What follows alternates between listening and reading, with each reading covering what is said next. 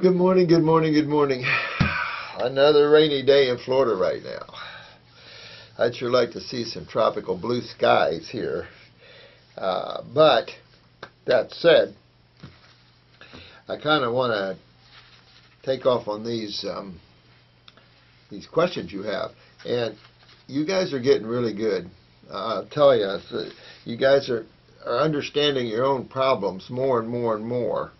And the more I see that, the more I know you're going to handle it and you're going to be successful and you're going to get it. So I just like to congratulate you all. I love your lovely comments to me. It really means a lot. Tell you the truth, it's good support and supporting us here and keeping us going, because being a healer is unique in the sense that everyone that comes to you is in pain or suffering. Very few come in here and initially and feel good. And some are short-term on the planet, they think, and so there's just a lot of anxieties and stuff like that pour down on us all the time. So all the support and love is always good for any healer because it helps to bring them the God force too. Each one of you feed me, and then we all feed other people together, and that's how it works. It's a God thing. It's a buddy system. I love it. So there's some good questions here, and I'm going to try to read some of these to you because these are real important, and help me. We're going to be detectives. I want you to help me to win these cases, okay? Now, this is Lou Gehrig's.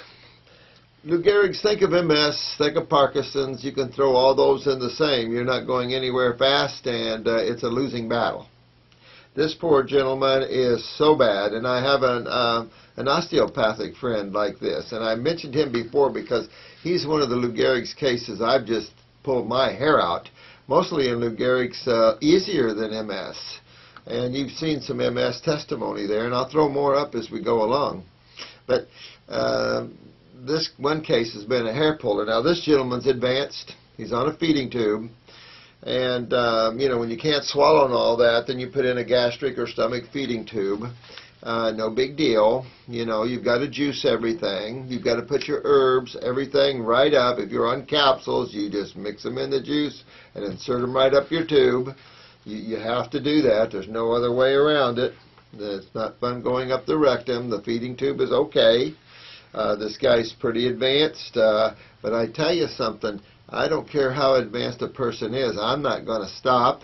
I'm not going to give you a negative until you tell me or until you pull yourself out of this. And so there's only one way this gentleman has to survive.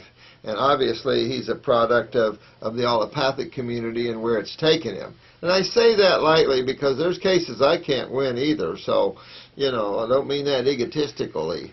But I can tell you early on this man would have had a good chance to overcome it. Early stages of everything is obviously so much easier to overcome. Later stages, you're working really hard to do this. Obviously, 100% raw is key on this case. And I mean, this is a lot of fruit. They do mention the fact that, and I won't say it's a fact, that weight, keeps a person alive and well. That's not true. And the other side here, I think he's on some type of Ensure or some type of crap like that. I know somebody is that was on this here. And this stuff is a chemist, those chemists that think that those things are healthy, you live on those things while we all live on fresh fruits and vegetables. Their commercials make me want to puke, where you have an Ensure bottle of nothing but chemicals and high fats and proteins, which is contraindicated to any kind of health. Any people that's been in a sedentary position like this gentleman, or like post-strokes and things that go on that, the lungs just fill with mucus, the sinuses with mucus all the time, and it's just that these are mucus-forming foods. Well, that's the lymph system. And the worst thing you can do in a sedentary position is increase lymphatic constipation. That's the worst thing you can do. A lot of people get bed sores. A lot of skin breaks down. I mean, these are acids. And the worst thing you can do is stagnate your lymph system in any way, shape, or form. Matter of fact, that's a system you have to get through to really find true remedy of nerve regeneration, whether it's autonomic, which is the adrenals, or the CNS, the central nervous system. This case you'd definitely hit with upper circulation formula, you would hit with brain and nerve formula, and you'd go right after those kidneys, right after those adrenals and endocrine glands. I would definitely go into the parathyroid gland. Perk up the ability to utilize calcium. And I know some of you are down on me for glandulars. These are not suffering animals. These are desiccated tissues, and this gentleman right here is a good case where vital to have these to help pull them back up. At the same time, velvet antler ginseng's excellent as long as you can get the inflammation and all the acids out of him. Then you can get into that bone marrow and you can really drive the cells with adaptogens and things, the things that really build and strengthen. And so very important, this person in a high grape diet, but you can do the other fruits as well. Doesn't matter to him, he can't taste them anyway. So really go in and pound this raw foods into this gentleman and hit him with the herbs as well, and you'll turn this guy back on. This is a case where you might want to have us help him because he's definitely advanced here, and you want to try and get this guy back just as fast as possible. My friends, I would really go after this. If he lets you listen to this, this is your only chance, bro. There's no other point of anything in your condition. If it doesn't breed or give you any type of hope of regeneration, you're just waiting. And you know how you feel. I've had hundreds of your cases. I've had tons of quads and paras, so I'm very familiar with where you're at. And there's only one way to rebuild. It's the same way that MS case did. But it would be the same way that most cancer cases and other cases do, even though we're not here as a disease treater. That makes me want to throw up. This is one of the problems that keep people like you not finding your remedy. You know, you got to regenerate. You got to get to the core. You got to get to the cells. And the neurological system in man is the most difficult to regenerate, no question. But you have to understand physics and magnetics and the importance and difference between the magnetic level of fruits and even those of vegetables. I wouldn't even worry with vegetables right now. I mean, if you're so worried about weight, maybe put a green drink or two, but boy, I wouldn't worry about weight right now. If you have to, we can put some superfood blend down you and some other things, but you really got to move those lymphs, and you're in a catch-22 right now, and so you can work yourself out of this. I'm going to put a positive note on you and give you some hope, because I've seen people do this. And then I have this struggling osteopath that can't seem to do this. So I don't know. He's been holding pretty good for years, but you know what? I'd like to see more regeneration, that's for sure in this case. Miss Karen Rankin, you made some nice comments, and I thank you very much, sweetheart. Let's see. Your blood pressure's up now, and your lymph's starting to move. Good girl. You're kicking butt, honey. Good job. Good job. This individual has two big knots on the back of her heels, and she's got spurs, and she has a difficult time walking. They want to cut off her feet. No, not that far yet, but you know, I've heard of things like that. Sorry about that, but you know, I mean, sometimes they blaming her high arches to this. Okay, so you can do surgeries. The problem with these things, surgeries, where you have the potential, especially with bone spurs, they're going to grow right back. And that's because you're not looking at the remedy or the causative factors of this, honey. And for those of you that are listening to this case, what do you say? Are we going to call it the lymphatic system? What is the ankles? What is the feet? What are the legs? You know, they're limbs, but what are they? Bunch of cells and two fluids. Isn't that interesting how you can go everywhere and find just a bunch of cells and two fluids?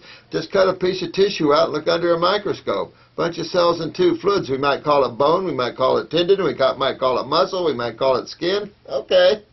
bunch of cells and two fluids. Keep it simple. And of course that lymph system is why you get that. Remember, the lymph initiates calcium draw. And a calcium draw, that's because acids are more phosphorus. You're going to get a calcium draw. And when you get a calcium draw, you're going to have ionization, and you're going to have calcium deposits or bone spurs or stenosis go right down the line. You're really, and it doesn't matter if there's a factor of a viral involved or a bacteria involved, the bottom line has always been the lymph system. So when you go after that, you're going after virals and things, but you really are going after the causative factors. So get your kidneys fixed up, because that's the line you're having trouble with. Get the adrenals up, and watch these things come off of there. That's your only hope there to do that, other than surgery, and then you're still going to have the problem. Surgery doesn't remedy anything but the effect. It's sometimes essential, no question. You know, a big tumor in the breast, take it off. I'm serious. I've seen women try to the last minute, and then they don't make it, period. You know, if things get too big, then we need help.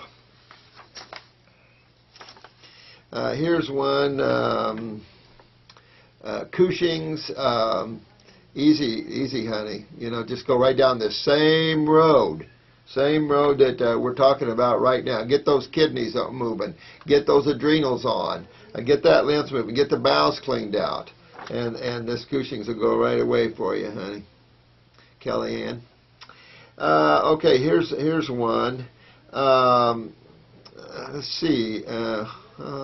2 months, he's been 2 months on this, or doctors never really were able to tell me what was wrong with me. I've had numerous tests done on me to figure out why I have this pain and discomfort in my upper right abdomen.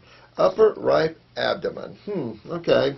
I had a HIDA scan, is that what that's called? CAT scan of my upper right abdomen, stomach, emptying test, endoscopy, colonoscopy, ultrasound of my gallbladder twice, and blood tests. Through all the testing, this is what was found: enlarged spleen. All right, let's stop right there before we go on. Enlarged spleen. Now, of course, that's over here, but enlarged spleen. What would enlarge something? We call that hypertrophy. Enlargement.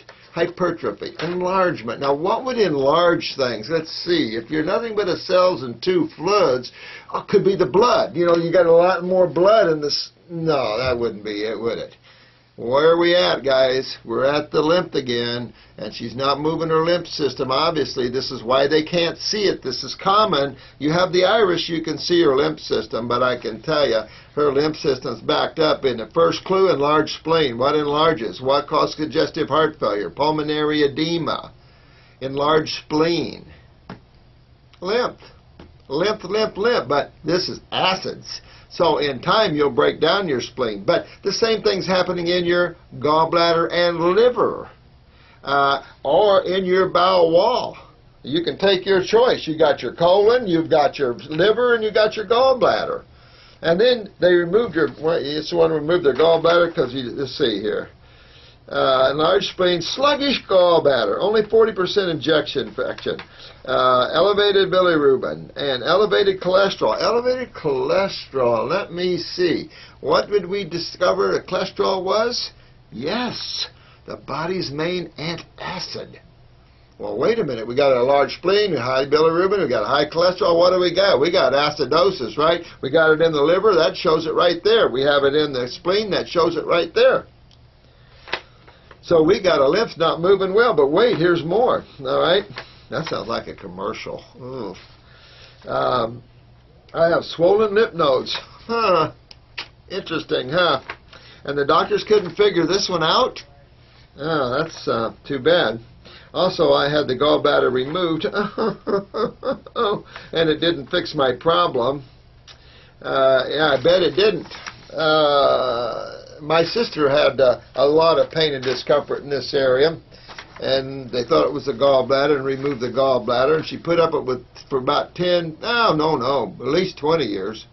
So she came down here one day. She's from Indiana. She came down here one day, and I watched her eat, and she ordered a steak, and she told the waiter, said, well, just throw it on the skillet and or on the grill, and just throw it on the grill, let it set for a little bit, and then throw it on the other side and let it walk out to me. You know, that makes me throw up to think of raw meat. I just can't handle the smell of the meat section in grocery stores, let alone look at dead tissue with blood and everything. That just makes me throw up. But and yet I've seen a lot